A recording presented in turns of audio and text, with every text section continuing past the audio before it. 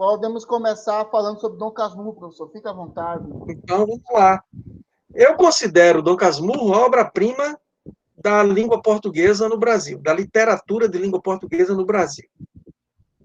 E da língua portuguesa, em termos de romance, eu tenho uma disputa entre Dom Casmurro e a Ilustre Casa de Ramírez, de Eça de Queiroz. Então, para mim, esses dois livros, como narrativas, são grandiosos. São grandiosos. Uma outra oportunidade, a gente falaria da Ilustre Casa de Ramírez, que é um livro da minha preferência, assim, livro de cabeceira. Mas, enfim, Dom Casmurro é uma obra-prima da literatura brasileira. Por quê? Porque é uma conversa fiada do começo ao fim. E a conversa fiada para enganar o leitor mesmo. E enganou tanto o leitor que as pessoas desavisadas e que não têm, digamos, uma profundidade de leitura, ou só leram o romance uma vez, que é um romance para se ler sempre, vão achar que o romance trata de um caso banal de adultério. Né? Aí a grande pergunta que se faz, Capitu traiu Bentinho ou não? Isso não tem a menor importância.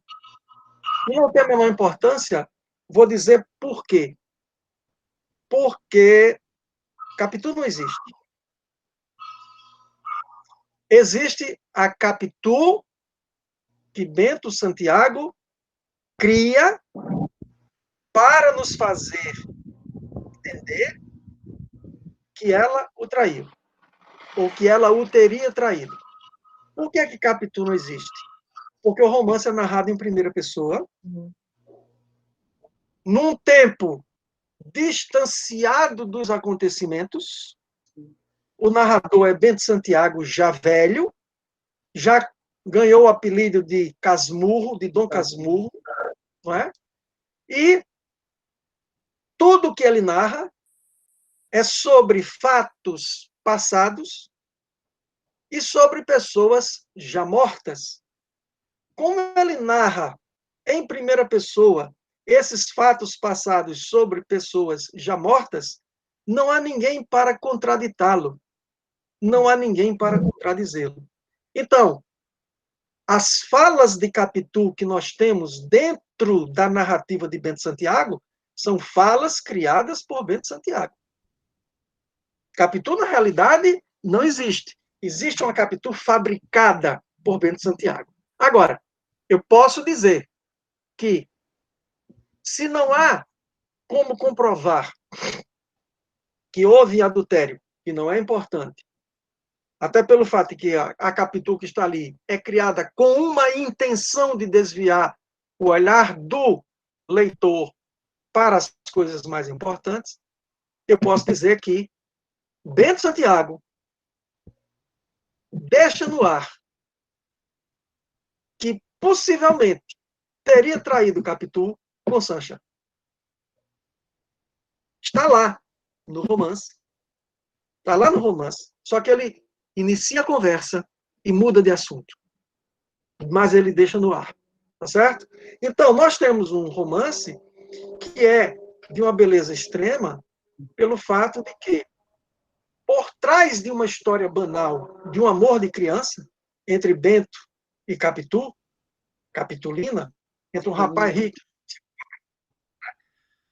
nós temos uma outra questão crucial que se discute, que é a questão da máscara social, que é a questão da hipocrisia social. Isso é o que é mais importante dentro do romance.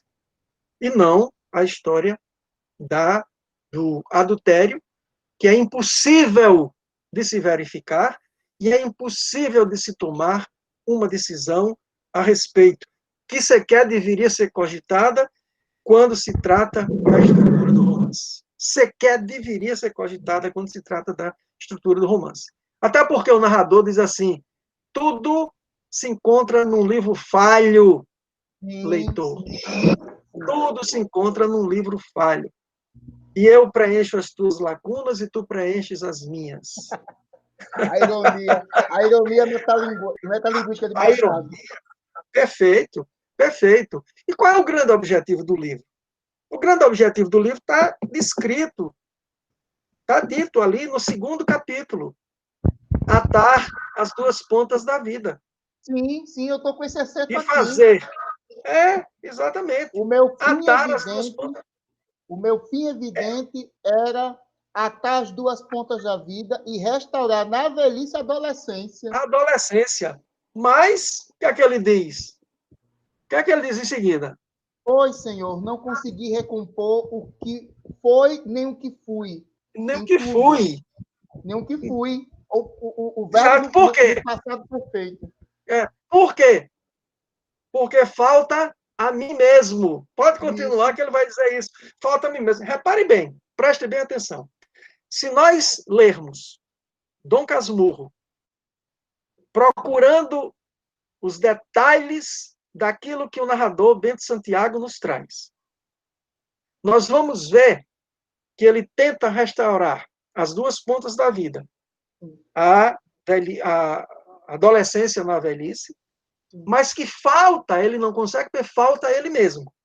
Se falta a ele mesmo que está vivo e que tenta essa empreitada, imagine os outros que já estão mortos. Não é? O próprio filho dele Interessante. morre. Exato, o filho morre, Capitu morre, José Dias morre, a mãe morre, o tio Cosme morre, todo mundo morre. Todo mundo morre. Só o único que sobra é ele. O único que sobra é ele para contar a história. E é interessante a gente observar, a gente jogando o romance lá para o final, quando ele vai fazer uma visita à casa de Mata-Cavalos. E o que é que acontece? É um dos capítulos próximos do final. O que é que acontece quando ele faz a visita à casa de Mata-Cavalos, onde ele passou boa parte da sua vida? A casa não o reconhece. Não é que ele não reconheça a casa, porque ele manda restaurar a casa. Mas a casa não o reconhece. Inclusive, quando ele chega no quintal, existe uma casuarina, uma planta, uma árvore, meio arbusto, né? Que ela é rala, mas existe uma casuarina em ponto de interrogação. Quer dizer, não é que ele não reconheça mais a casa, é que a casa também não reconhece. Por isso que falta a ele. Falta-lhe tudo.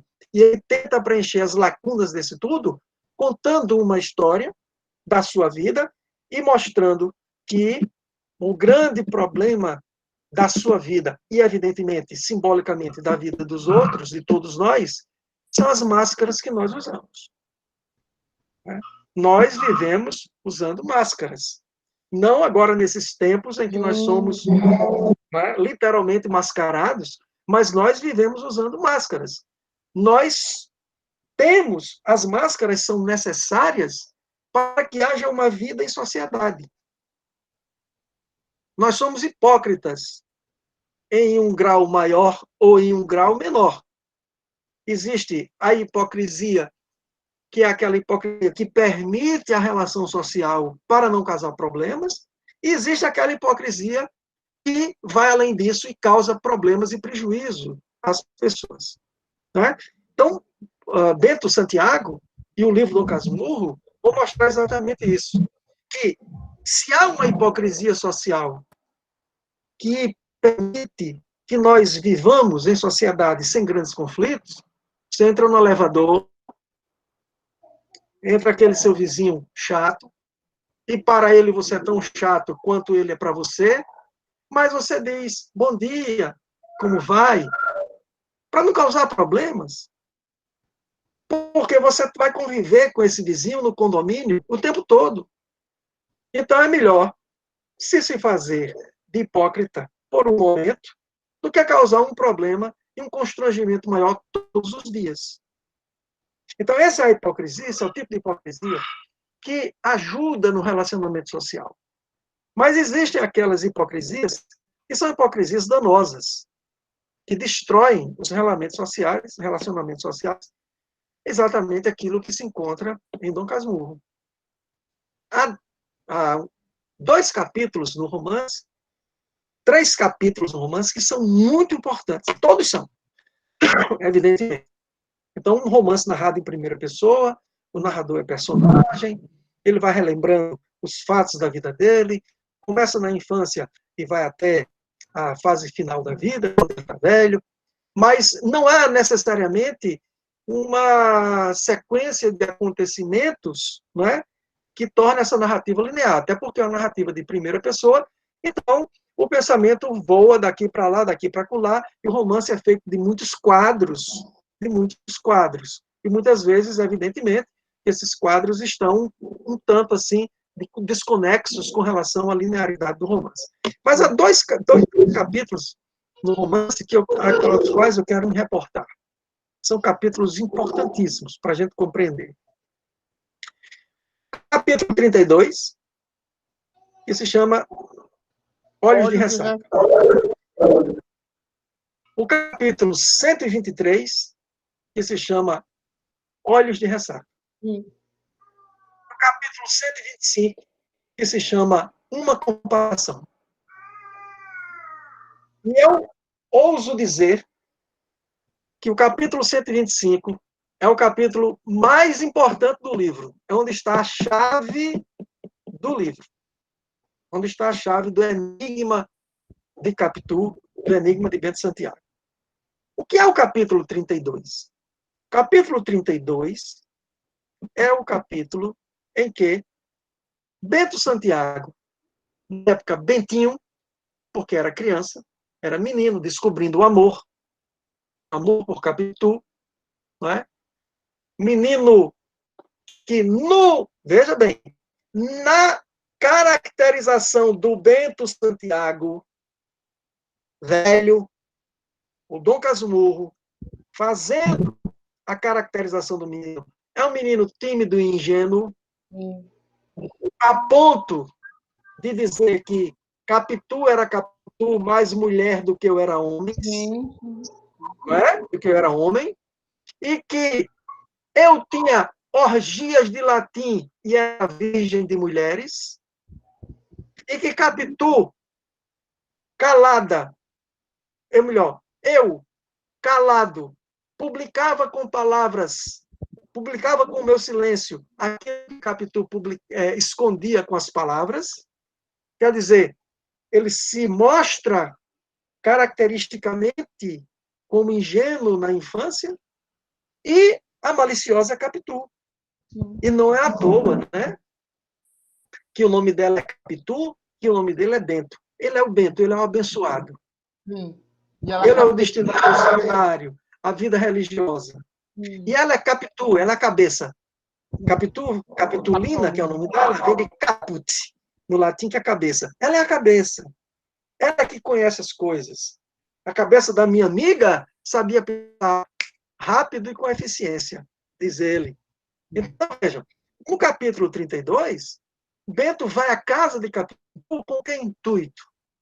Com o intuito de saber se ela tem olhos de cigana oblíqua e dissimulada, como lhe dissera José Dias, num passeio que ambos fazem lá no centro do Rio de Janeiro, na chamada Rua do Passeio, no centro do Rio, uma praça, um parque no centro do Rio de Janeiro, a Rua do Passeio. Então, ele vai à casa de Capitu para saber se ela tem olhos de cigana oblíqua dissimulada. E diz assim, dissimulada eu sabia, mas não sabia o que era oblíqua. E quis ver se os olhos delas podiam se chamar dessa maneira. Só que quando ele olha nos olhos de Capitu, ele sente uma força de atração tão grande como uma vaga cava e escura que se retira da praia nos dias de ressaca.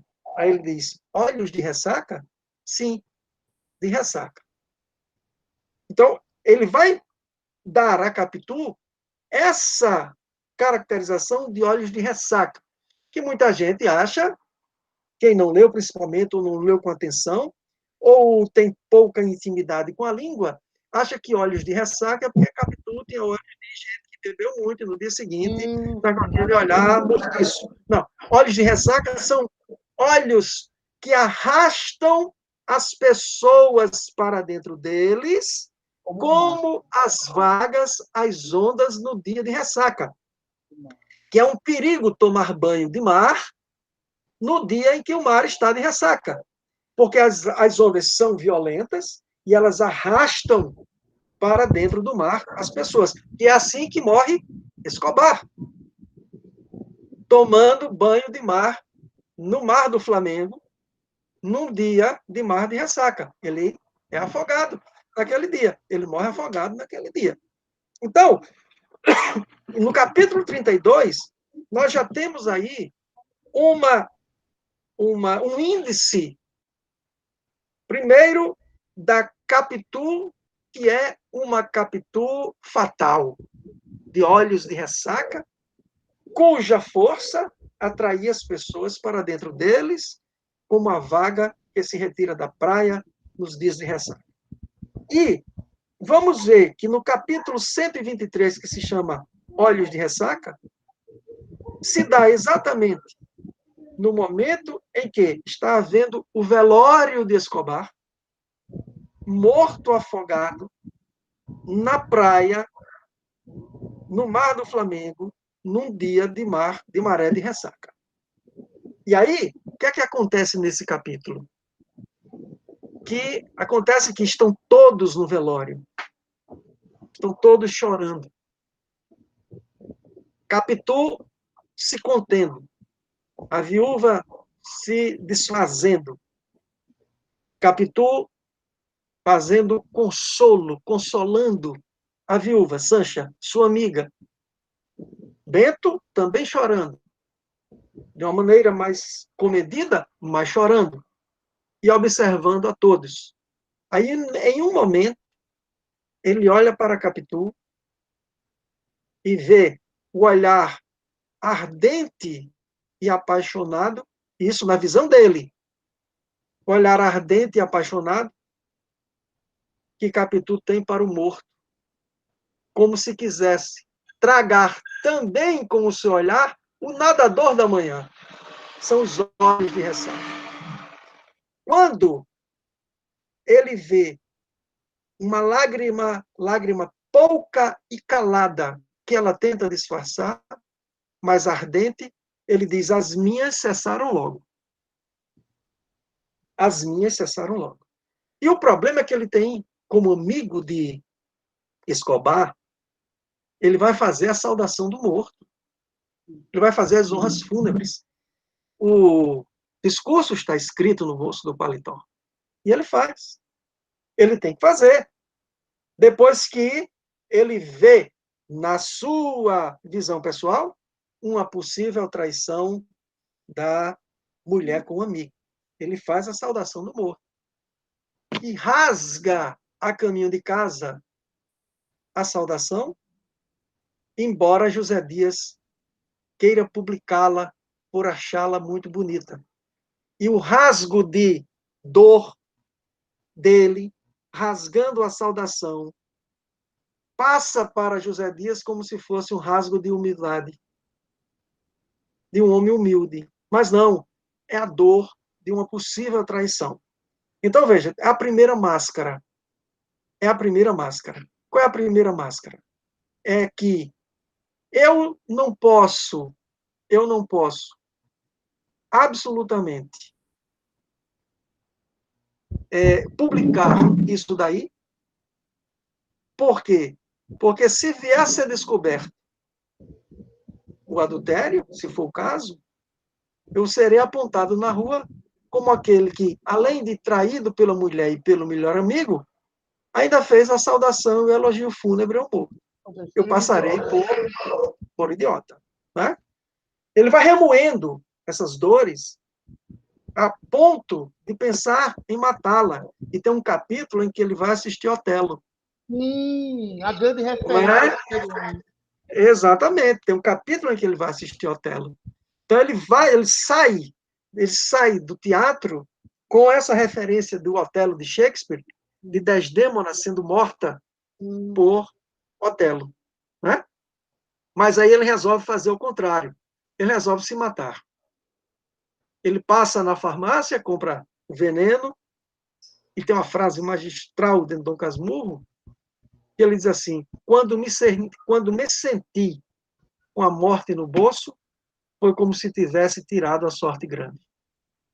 Ele está com o veneno no bolso. Bota o veneno no café. E depois desiste de se matar, quer matar o menino. Quer dar o café para o menino tomar. Até que ele se abre com Capitu e diz que ela o traiu. Vejam bem. O que é que acontece aí? Ele não tem coragem de conversar com Capitu sobre essa suspeita.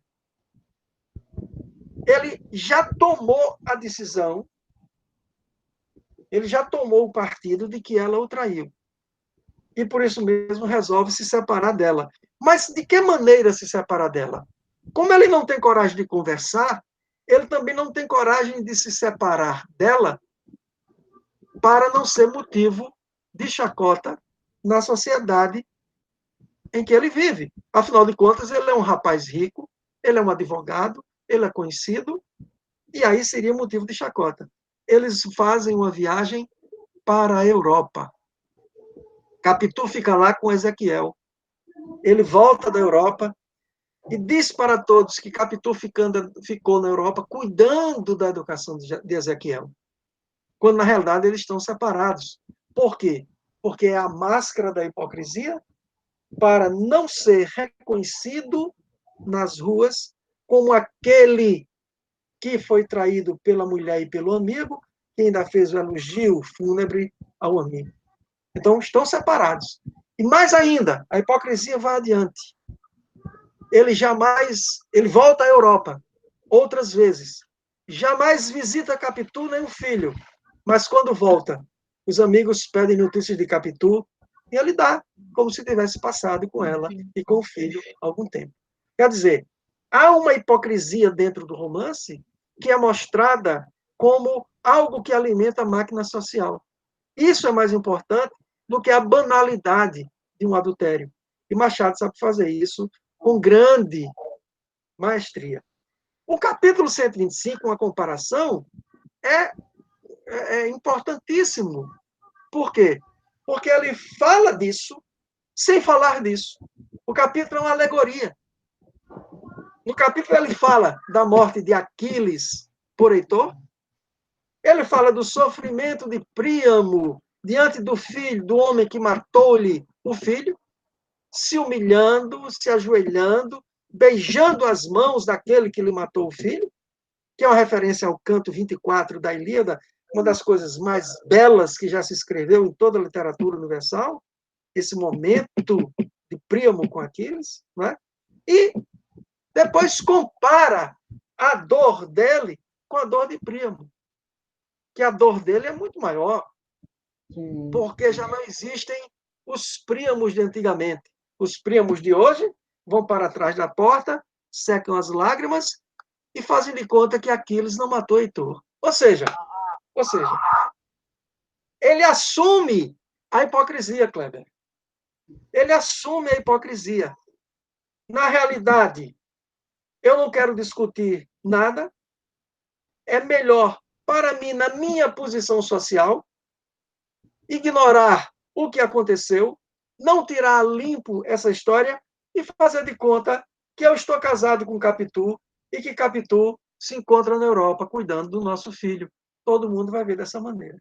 Então, é nesses 3 capítulos aí que eu tenho um jogo de Machado de Assis para nos mostrar, para nos encaminhar para essa hipocrisia social, que é o grande tema do romance Dom Casmurro. Né? Evidentemente que ele faz isso de uma maneira brilhante, atraindo a atenção das pessoas para outras coisas. Por quê? Porque se ele fosse discutir a questão da hipocrisia social, ninguém ia ler. Então ele deixa nas entrelinhas. Quer ver uma coisa interessante?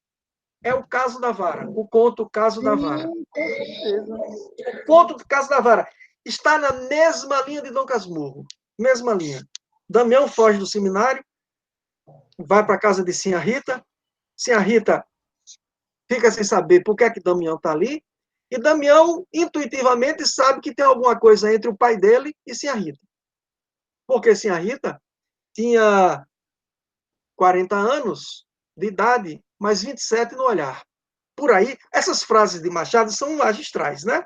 40 anos de idade, mas tinha 27 no olhar. Quer dizer, Sinhá Rita era uma mulher nova, viçosa, de um olhar expressivo. Então, o Damião sabe que tem alguma coisa entre o pai e Sinhá Rita.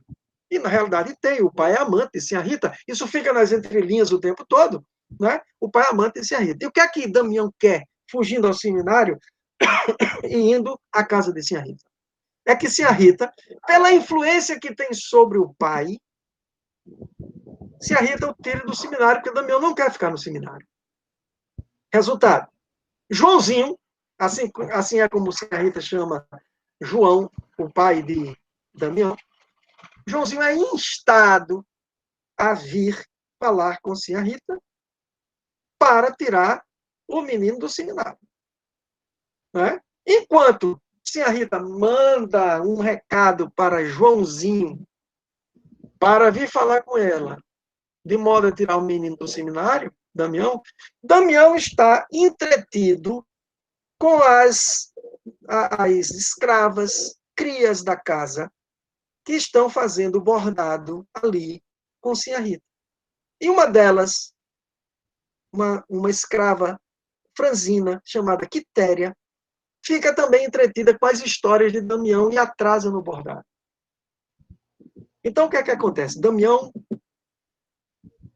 toma a defesa de Quitéria quando Sinhá Rita diz: Quitéria, se você não terminar o bordado no horário, você vai ser punida. E a punição é tomar umas vergastadas com uma vara. Né? Com uma vergastazinha, com a vara. Muito bem. Tomar umas chicotadas, para ficar mais claro, com um cipó, umas cipuadas. Resultado, Damião faz promessa, dizendo que se ele sair do seminário, ele toma a defesa de Sinhá Rita, de Quitéria. Muito bem. Enquanto o pai não chega, a hora do seminário, a hora do bordado terminou. Quitéria atrasou o bordado. Quitéria vai ser castigada. Sinhá Rita fala com Damião, que está perto da vara, e diz: se o Damião me passa essa vara. Damião olha para Sinhá Rita, olha para Quitéria, olha para a vara, está indeciso, mas o que é que Damião faz? Ele defende Quitéria? Não, ele pega a vara e dá a Sinhá Rita para bater em Quitéria. E o conto termina. Aí o leitor desavisado vai perguntar: e ele saiu do seminário ou não? Não tem a menor importância se ele saiu do seminário ou não. A história não é sobre isso. A história não é sobre isso. Isso aí é para desviar o assunto e prender a atenção do leitor sobre alguma coisa que é muito mais importante, que é a escravidão. Discutir a escravidão. Discutir a violência contra a criança. Discutir as tomadas de decisão de acordo com as minhas conveniências. Essa é a discussão que se deve levar. Essa é a discussão que se deve encetar. Então, a mesma coisa que nós encontramos no conto O Caso da Vara, encontramos em Lucas Nu. Magistralmente, eu desvio a atenção do leitor para algo que é mais atraente. A história de amor infantil, romântica, idílica, que termina com um adultério e uma separação, né? E a morte de todos. Isso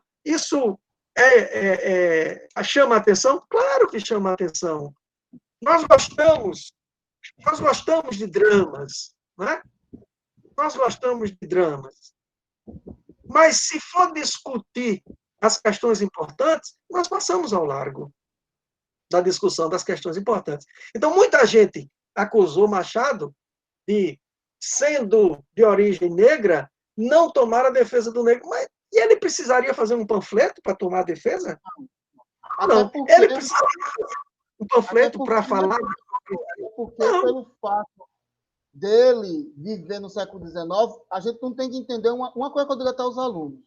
Quando a gente está Hum, analisando romances, a Escravizaura, de Bernardo Guimarães, e a da sim. Maria Firmina dos Reis, né, Úrsula. A gente tem que entender uma Hum, coisa. Hoje, no século XXI, nós temos um movimento e uma discussão étnico-racial. Naquela época do século XIX, o que a gente hoje entende como um movimento negro não existia, era um movimento abolicionista. E o hum, contexto de luta do movimento abolicionista era uma coisa que não é a mesma pauta do que a gente tem hoje na questão étnico-racial. claro, As pessoas claro. têm que entender, por exemplo, é que se a gente. E olha que eu vou acessar aqui no seu vídeo, aqui eu vou colocar. Eu sou uma pessoa que tem um posicionamento às esquerdas. Agora, eu vou abrir até o jogo aqui com o senhor. Numa das situações, até disse agora, recentemente, nós tivemos um ganho de causa, nós do segmento LGBT, que foi a questão da conquista de doar sangue. Conquista de doar Sim, sangue. Nós tínhamos um impedimento, aquela coisa toda. Uma luta de quase 30 anos de geração. E aí o pessoal me indicou lá para coordenar o negócio no Hemocentro, e eu fui. Eu nem gosto, fui. Só que até hoje a gente não sentou para avaliar. As pessoas que foram fazer doação de sangue, veja, 30 anos de luta para ter esse direito. Quando a gente chega no Hemocentro, sabe quantas pessoas do movimento LGBT paraibano? Eu digo porque eu tenho vergonha de dizer isso a ninguém. 5 sim. pessoas que a gente articulou. Aí, diante da sociedade, que movimento é esse, que pauta é essa, que durante 30 anos ficou batendo de frente, ficou fazendo isso, arruaça, chegou a questão de ganhar, num momento pandêmico como esse direito, e a gente não consegue articular nem 10 pessoas.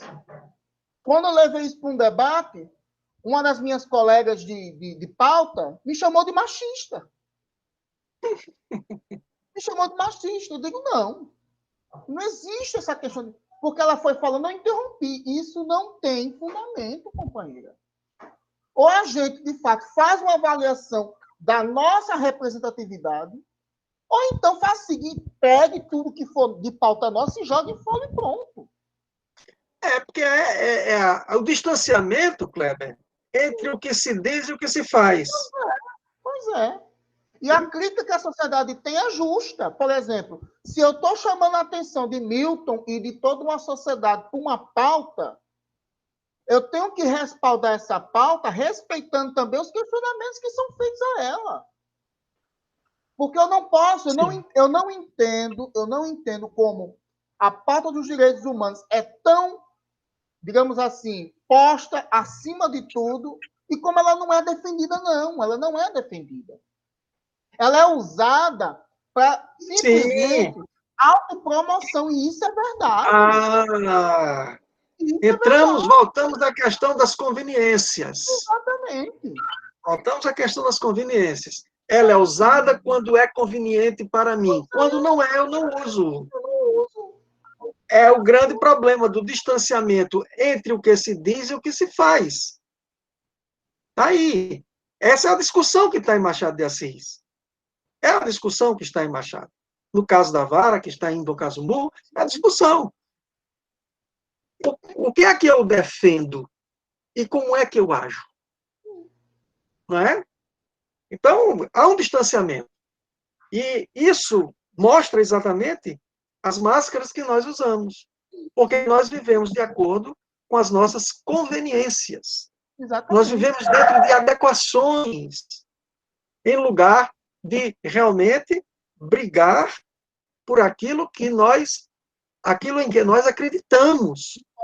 Pode ser uma briga pacífica, não precisa ser briga violenta, não. Pode ser uma briga Não, não, pacífica, não. pode ser uma briga de ações, mas as pessoas não são assim, Kleber. Não Não, são assim. não. Né? Não são assim, na sua E eu, grande maioria. eu vou lhe dizer uma coisa, eu estou confessando aqui o que eu já digo na cara de qualquer um, porque minha consciência é muito maior do que qualquer outra coisa, para começo de história. Se eu estou parando a atenção da sociedade para uma pauta, essa sociedade ela tem que ser respeitada, ela tem que ser, inclusive, ela tem o direito de questionar o porquê aquilo ali está sendo pontuado, certo? Isso é o mínimo que a gente tem que fazer. E quando a gente expõe uma fragilidade, porque eu não, olha, eu sou um tipo de pessoa, eu não tenho problema nenhum com as fragilidades. Eu tenho um problema quando a gente não resolve as fragilidades. E a gente não resolve as fragilidades, professor, como o Dom Carmujo faz, o Bentinho faz, que é escondendo a insegurança, deixando atrás da Capitu porta. atrás da porta, deixando a Capitu na Europa e se remoendo e se condoendo por uma dúvida que não tem fundamento e por uma dor que é totalmente E se fazendo de vítima. fazendo de vítima, o vitimismo que a Porque gente observa. toda a construção do romance é para ele se fazer de vítima. Capitu Sim, é que é amar. E ele é a vítima dessa eu não maldade de sou Capitu. culpado de nada. É, Eu não sou culpado de absolutamente nada. Eu sou imune e sou, inclusive, condenado por ter um posicionamento que, na realidade, me convém àquela situação. Isso, inclusive, é o que a gente observa. Agora, se o senhor me permite uma intervenção mais voltada ao romance, porque pois o não. campo da literatura é um campo da ética.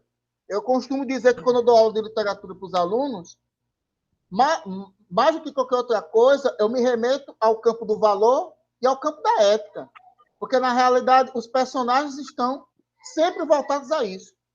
Olha, professor, em todos os livros de literatura do ensino médio, esse aqui é o que eu trabalho, quando a gente vai trabalhar o realismo, o naturalismo, e quando vai justamente colocar e pontuar o romance machadiano, aí está o trinômio, né? Memórias Póstumas, Quincas Borba e Dom Casmurro sempre é colocado como aquele romance que denuncia o adultério.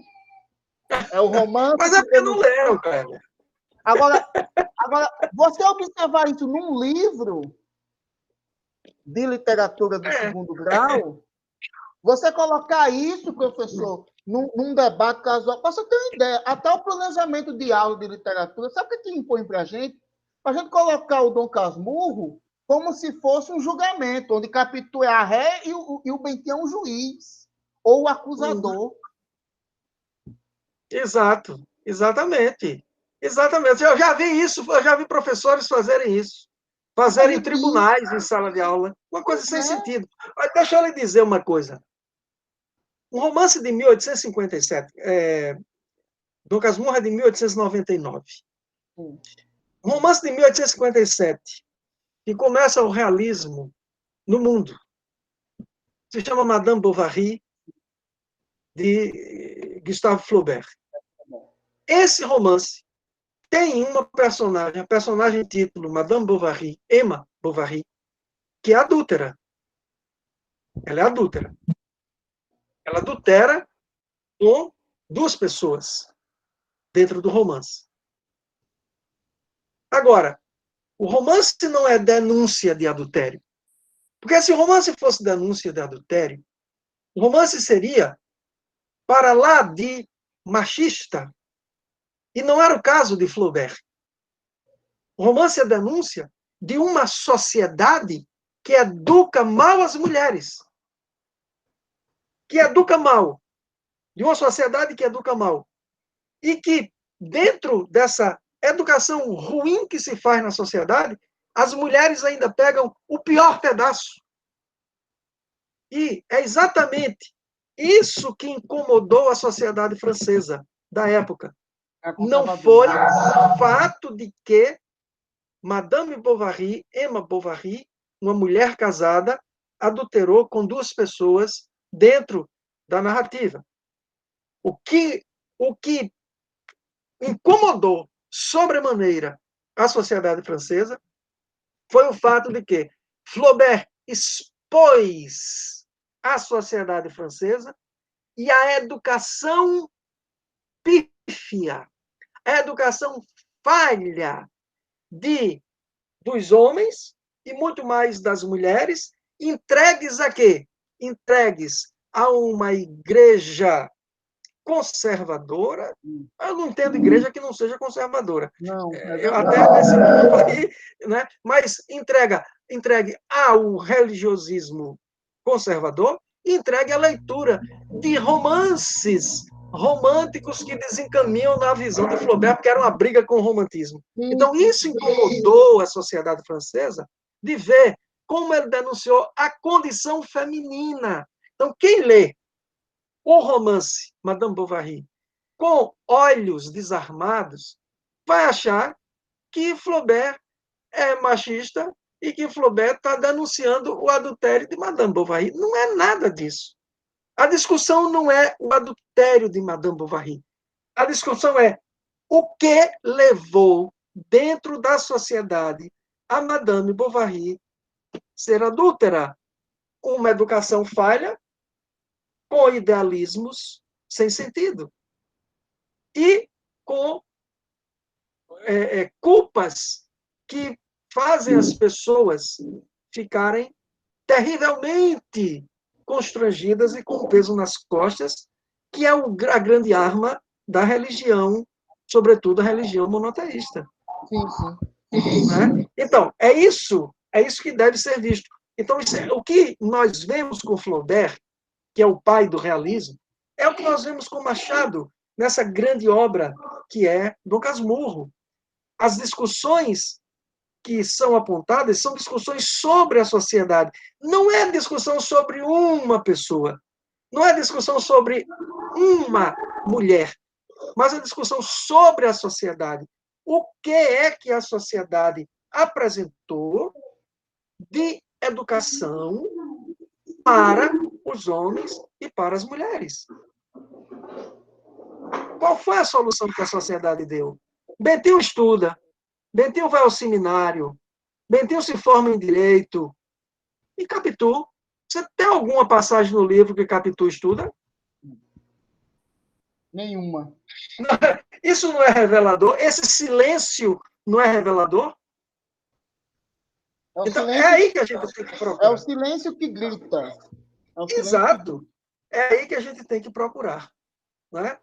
Então, esses livros didáticos feitos em série e para serem vendidos também em série, eles são muito mal feitos, porque revelam, eu trabalhei com eles quando fui professor de primeiro e segundo graus, e revelam exatamente. Tem alguns que são bons, mas a maioria é muito ruim. É muito ruim porque dão visões panorâmicas e rasteiras das coisas, né? Dos autores. Dos autores e das obras. Porque tem que ser uma visão assim, panorâmica e rasteira. Mas você pode dar uma visão panorâmica indo apontando, melhor dizendo, para um caminho de leitura que seja uma leitura mais consistente. Né? Não precisa ser rasteira necessariamente. Não precisa. Você tem toda a razão. Eu já trabalhei com esses livros e conheço. E era uma briga eterna, porque eu ficava consertando os livros na sala de aula. E aí o aluno perguntava, e no vestibular, professor, como é que vai ser? Eu digo, eu não sei. Não sei como é que vai ser feito o vestibular, eu não sei. Mas o correto é isso aqui, não é como está aqui no livro.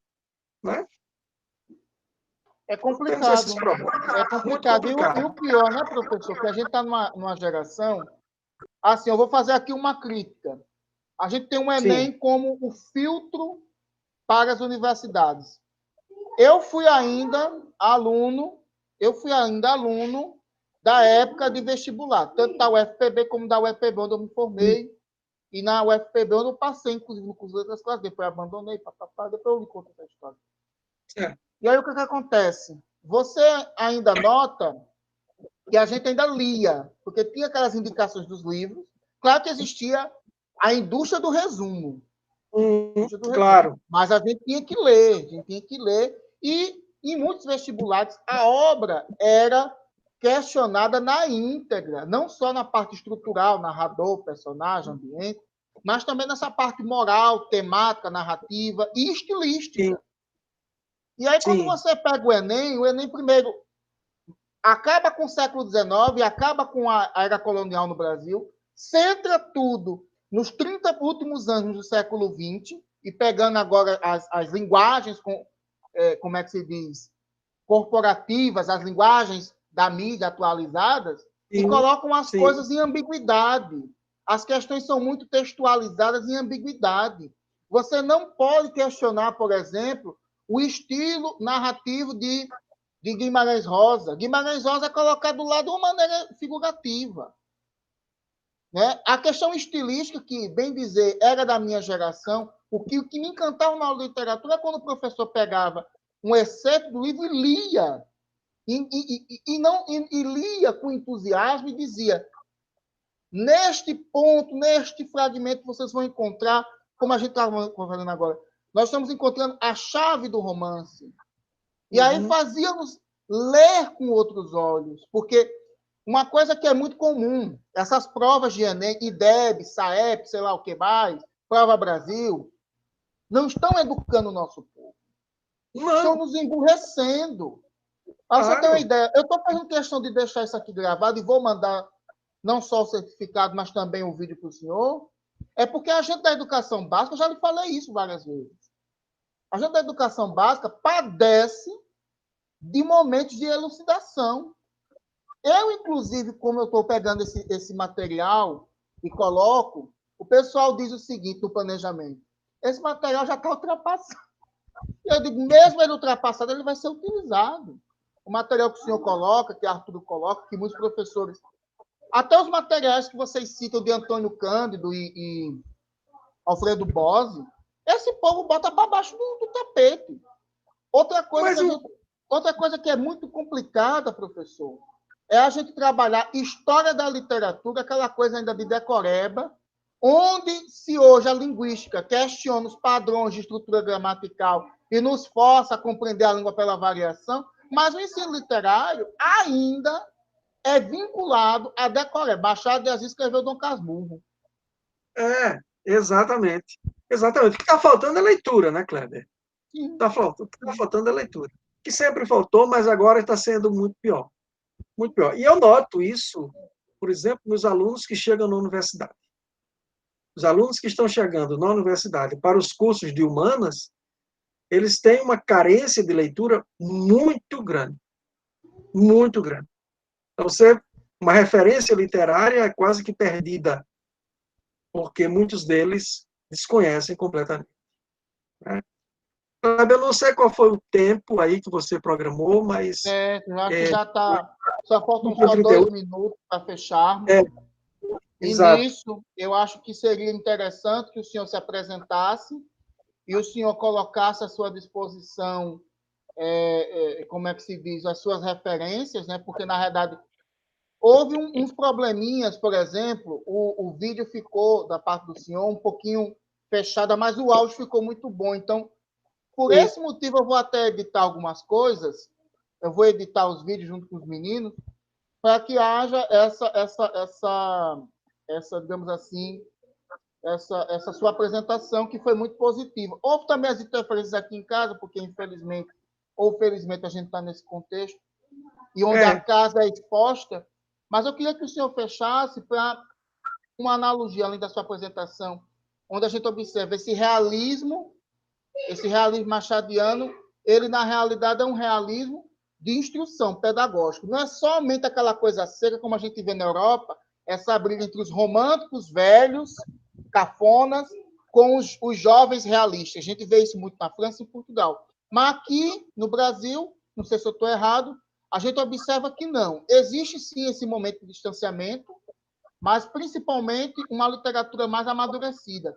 Porque Dom Casmurro é uma obra muito, muito única. Eu não sei se, na história da literatura ocidental, há outras obras que tenham esse mesmo comprometimento didático e temático que tem Dom Casmurro. É muito difícil a gente ver isso. Eu concordo com você que ela é uma obra única, mas cada uma tem as suas características bem particulares, né?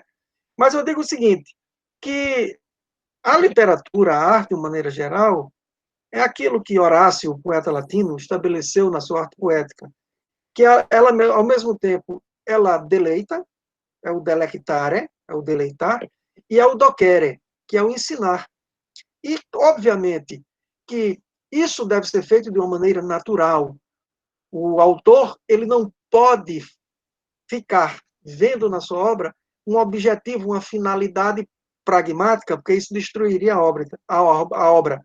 Então, o que ele faz é jogar com a criação literária para também dar um ensinamento. A literatura, a arte, de uma maneira geral, ela ensina, ninguém passa incólume diante da arte. A arte transforma as pessoas porque a arte vai tratar de uma coisa que é muito importante, que é a estesia, que são as sensações, que são as emoções. Então, eu vejo a arte dessa maneira, a literatura mais particularmente, porque é o material com que eu lido, o material literário, e os autores estão, sim, preocupados em nos trazer uma obra de arte ficcional, mas também de dar algum ensinamento, alguma informação que seja útil para a nossa sociedade. Estão, sim. Embora eles façam isso, mais das vezes, sem serem panfletários. Eu costumo dizer, por exemplo, que é uma obra excepcional no Brasil sobre o sincretismo religioso e sobre a discriminação racial, talvez seja a maior obra que já se escreveu nesse país e que é pouquíssimo conhecida, exatamente pelo fato de que essa obra é realizada através de uma arte ficcional que chega às raias da poesia. Se chama Tenda dos Milagres, de Jorge Amado. É uma beleza, não há nenhum documento no Brasil que seja tão bonito e tão contundente com relação ao sincretismo religioso, às perseguições às religiões afro e à discriminação racial do que a Tenda dos Milagres, de Jorge Amado. Mas é pouco conhecido. Quase nada, quase ninguém conhece. Tá certo? Então, há um ensinamento sempre nas obras, há sempre. E quanto à minha apresentação, eu quero dizer simplesmente uma coisa. Eu sou professor. A minha vida toda fui professor. Escolhi ser professor. Aos 11 anos de idade, escolhi ser professor. Sou professor documentado, legal, desde 1977. Meu primeiro contrato como professor foi 21 de novembro de 1977. Há 43 anos eu sou professor. Nunca quis ser outra coisa. Algumas pessoas me chamam de escritor. Eu digo, não, eu não sou escritor. Eu sou professor. A escritura é uma consequência natural do meu trabalho de professor. Eu sou e quero ser lembrado como professor. Tenho mestrado e tenho doutorado na Universidade Federal da Paraíba, que muito me honra. Sou professor de literatura brasileira, literatura portuguesa, literatura comparada, mas atualmente de literatura latina e grega e de língua latina na Universidade Federal da Paraíba, e publiquei algumas obras, sempre pensando na sala de aula. Não tenho obras teóricas, as minhas obras são de leituras, de análises, sempre pensando na sala de aula. Então é isso. Professor Milton Marx, à disposição de vocês, e sempre adorando falar de literatura e escrever sobre aquilo que me inquieta quando eu leio um livro. Sempre estou escrevendo, porque escrever para mim é como respirar. É fundamental, é essencial. E agradeço a paciência de todos. E ao convite de vocês. Eu que agradeço a paciência, porque a gente ficou, vai bem dizer, muito tempo, né? E vou dizer ao senhor o seguinte, fazer dois convites. Crie um canal no YouTube. Crie um canal no YouTube, comece a publicar seus vídeos sobre suas demonstrações, como a gente tem feito, né? Comece, de fato, a ter esse registro virtual. E o segundo, quando você estiver lá, quando essa pandemia acabar, e essa academia de letras voltar, porque eu tenho certeza que o senhor vai, de fato e de direito, fazer um bom trabalho lá, sempre conto conosco aqui, comigo, com outras pessoas. Eu agora estou na Associação dos Arquivistas, e a gente tem uma relação muito boa com o pessoal da academia, e que, acima de tudo, professor, tenha vida longa, porque tenha boa saúde, né? A gente tem que desejar o bom para todo mundo. Tenha boa saúde, tenha boa disposição, o senhor continuar na sala de aula até o dia que o senhor não quiser mais, porque, na realidade, isso é uma honra muito grande. O senhor, eu não fui seu aluno catedrático de disciplina ainda. Fui seu aluno como ouvinte em muitas disciplinas, né? O senhor sabe muito bem disso. E lhe agradeço bastante a oportunidade do senhor estar aqui com meus alunos e estar aqui partilhando seu conhecimento na minha casa, mesmo sendo humilde, que eu sou uma pessoa de origem humilde, não nego isso, nem quero negar. Também, também. Meu pai era açougueiro e minha mãe era parteira. A minha mãe é comerciante, né? E estamos aqui em casa, nesse momento de pandemia. Eu vou encerrar a gravação. Certo. Então, muito obrigado a vocês.